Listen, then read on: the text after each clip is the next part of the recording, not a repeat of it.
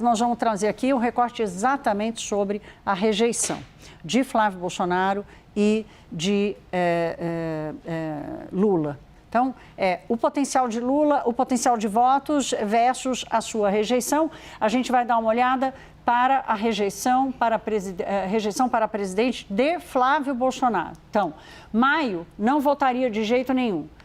Ficou em 50%, subiu para 52%. 15 de junho e agora, 2 semanas depois, cai para 51%. Aqui, de novo, estatisticamente, para virar uma mudança, tem que ser uma tendência para uma próxima leitura. É o único em quem eu votaria, aqui sim temos uma sinalização importante, era 26 em maio, foi para 25 em junho, subiu para 28, portanto, 1 ponto acima da margem de erro. Poderia votar, mas também em outro 20, 20, 18, não conhece 4, 3 e 3 e não sabe, não respondeu 1 e 0%. Agora nós vamos dar uma olhada neste mesmo quadro, só que olhando para o presidente Lula. Não votaria de jeito nenhum. 47, 47 sobe para 49, ainda assim dentro da margem de erro. O único em quem eu votaria, 37, 38, 38. Poderia votar, mas também em outro candidato, 13, 14, 12. Não conhece 1% se mantendo, não sabe, não respondeu 0%. Então, deixa eu voltar aqui com o Marcelo. Marcelo, o presidente Lula não melhora e Flávio Bolsonaro não piora. Acho que é isso que as pesquisas estão mostrando, né? O Flávio parou de piorar e o Lula parou de melhorar.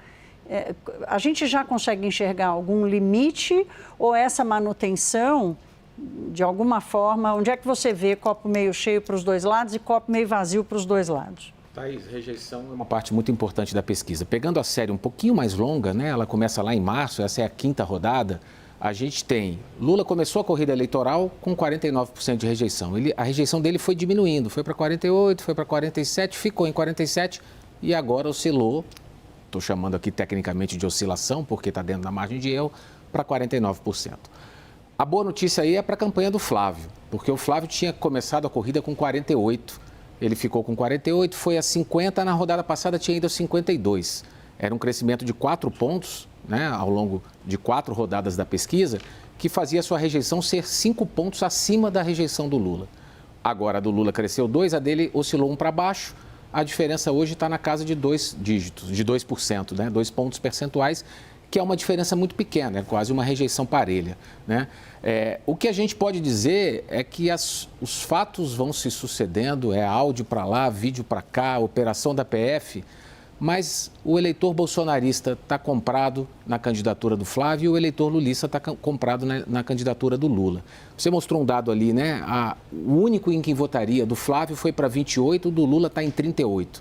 Se a gente olha para a intenção de voto espontânea, que é uma métrica muito importante, porque é o voto mais característico, né? Eu não preciso dizer quem são os candidatos. Exato, você não diz quem são os candidatos e o eleitor, o entrevistado, fala da boca dele. Exatamente. Lula tem 38 na espontânea, os mesmos 38 que dizem esse candidato é o único em quem o eleitor votaria. O Flávio tem 28 de único que votaria e tem 27 na espontânea. É muito difícil a gente imaginar um desgaste capaz de reduzir esses candidatos desse piso. Claro, né? Podem acontecer fatos que não estão no radar, mas no que a gente tem hoje.